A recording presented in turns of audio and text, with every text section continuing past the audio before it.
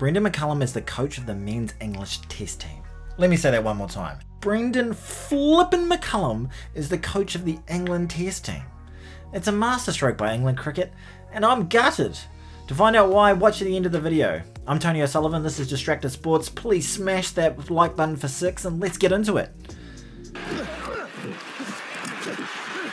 Baz is an icon of New Zealand sports, a hero to many and a proud Kiwi, a man who seems to bleed black, and on some occasions beige. We loved him because he'd have a crack no matter the situation. How often have you been watching a talented athlete who seems to be stuck in two minds, and you end up yelling at the screen, "Do something! At least have a crack!" Baz always would. And no matter the outcome, you wouldn't die wondering. As a fan, you couldn't ask for more. It was entertaining, refreshing, and compelling to watch. The results for the most part were terrific. He's an incredible leader. This back your skills attitude that Baz instilled in the Blackcaps turned the Blackcaps around from being a laughingstock, getting all out for 45 against the Saffers in 2012, set to being on a path that eventually led them to winning the inaugural World Test Championship not longer after his retirement. Without Baz, it doesn't happen. One of the most common words used to describe him is positive. Now, in the world of the upside down, the current kings of negative are the England Test cricket side. They haven't won a test in 17 matches and just got mercilessly pumped in the ashes by an Aussie cricket team who are about as smug as Donald Trump realising Elon Musk is about to buy Twitter.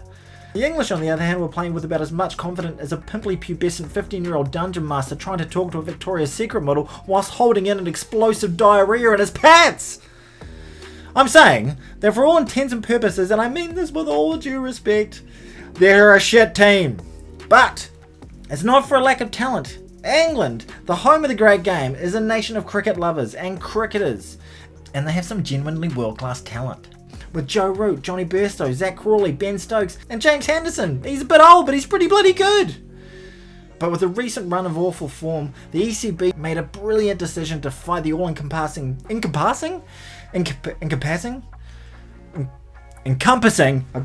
all-encompassing negative with maybe the most positive man in world cricket, Brendon McCullum.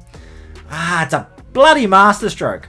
One of the knocks on this audacious selection and causing the likes of Michael Vaughan to feel a little bit nervous is his lack of a coaching experience. But he's had experience in a very similar spot. When he took over in 2012 as captain, they were mud. They had a terrible run of games, and as a result they unceremoniously dumped their captain, who they still wanted to retain because he was their best batter. They had a media and public who utterly lost faith in them, and they had a good core of players, but they lacked belief because the team culture sucked.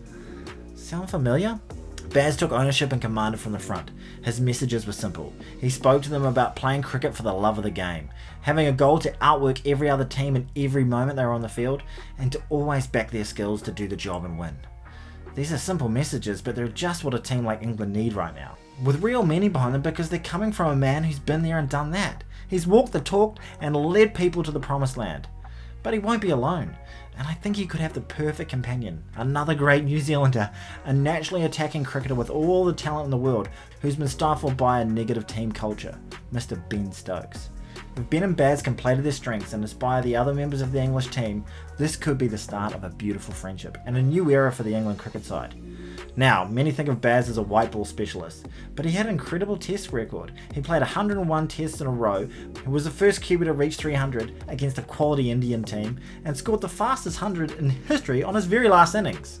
Okay, that last bit was a bit white ballish, but he was pretty damn good. But if you're an English fan and you're worried the team will approach the first over of a test series like a super over in the World Cup final, you needn't worry. B-Mac doesn't want everyone to play like him, but to be free to play as themselves and do everything with clarity and positivity, whether that's leaving the ball or slogging it to cow corner. The other thing you won't see under B-Mac is this limp dick game management strategy of blocking out draws and potentially game-winning positions. If Brendon has any influence over the side, they will always play for the win and back the talent in the side to go for it. Will Brendon's Brits be able to pull it off? Well, we'll have to wait and see.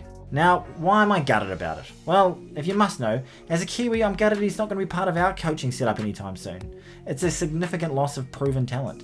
And I also really enjoyed his commentary, which generally consisted of him saying things like he'd like to see the captain set a more attacking field, or he'd like to see the batter take on the bowler and put them under pressure. Big surprise, Baz.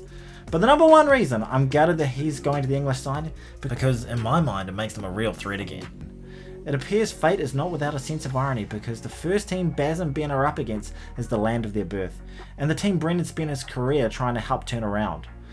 My team, the World Test Champions, the Blackcaps. And it should be a cracker. If you agree or disagree, let me know in the comments, and subscribe, would ya?